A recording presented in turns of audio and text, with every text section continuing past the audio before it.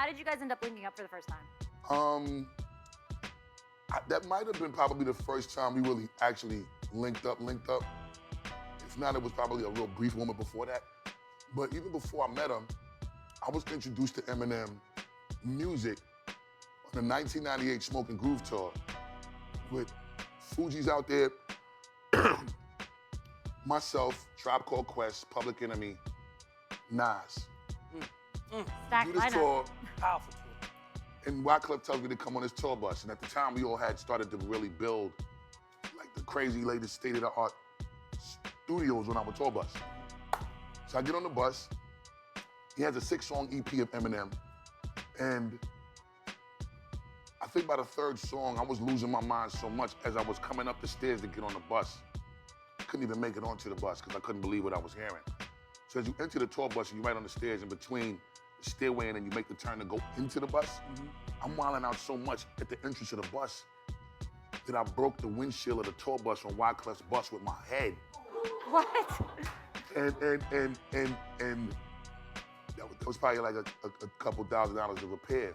But the thing about it is, for me, when your music is that compelling that you don't even have time to think, you just react, it's instinctual, that's when you know that the music is touching your soul. And at that point, you know, I fell in love with Eminem from that day and has held him in one of the highest regards as probably one of the most profound wordsmiths and lyrical masters of the microphone. Period. So you know, being able to perform with him on MTV Spring Break back in '99, it was crazy because I was fresh off the heels of being a fanatic of hearing his music for the first time. So we was on stage having a good time, but I was actually wilding on some some fan swag, like, you know what I'm saying? So that was a great moment. And then we built a relationship, and as y'all can see, we did a bunch of records together.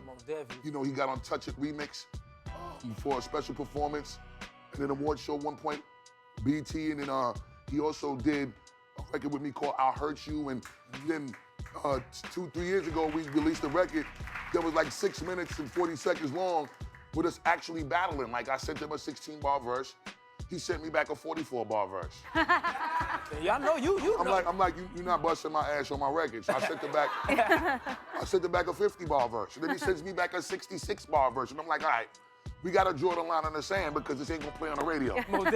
This is too long. But that's the level of love that we both have for the competitive nature and just being great sportsmen. I love that. In hip hop.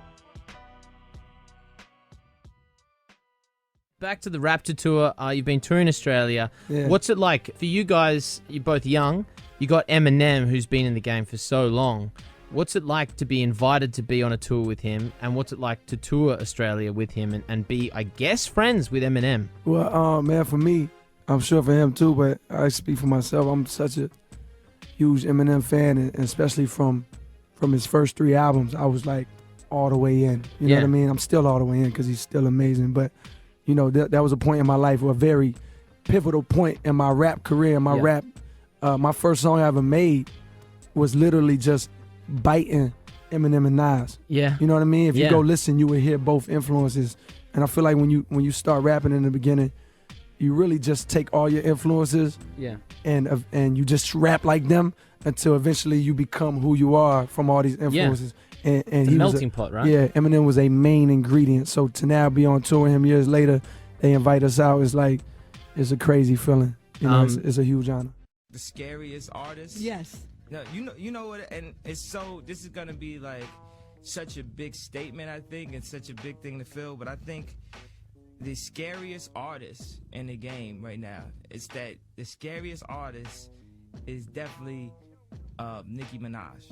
And I think she has the most potential out of everyone to be the #2 rapper of all time. Because nobody's gonna be bigger than Eminem. Of all time. Yeah, of all time. So Eminem's #1 rapper of all time. And When you say that, you mean as their lyrics, or you mean as sales wise? Everything, like having a whole network one day. You know, it's just everything, everything that comes with it.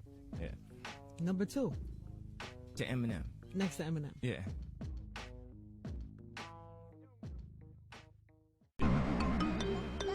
Last time we hooked up, talked about Eminem. You saying that you called him, but you ain't returned the call? No, man, I didn't call that man. That's the mix-up. Everybody keeps saying that we called him. We never called that man. We never called that man. We just, we reached out. We, Oh, you know, okay. we called the people, you know, and the people said no. You know, he was busy or something. I don't know. I don't know. Yo, M, you need to make it happen. That's all I'm saying. Man, I'm alright with the raps. It's okay. You can get on the song. It's okay. It's okay. I'm calling you out, yes. Come on out here. It's okay. I'm not calling you out to diss me, because I can't fuck with you. But I'm just saying, just come do a song with me, please. Please. With 3 E's.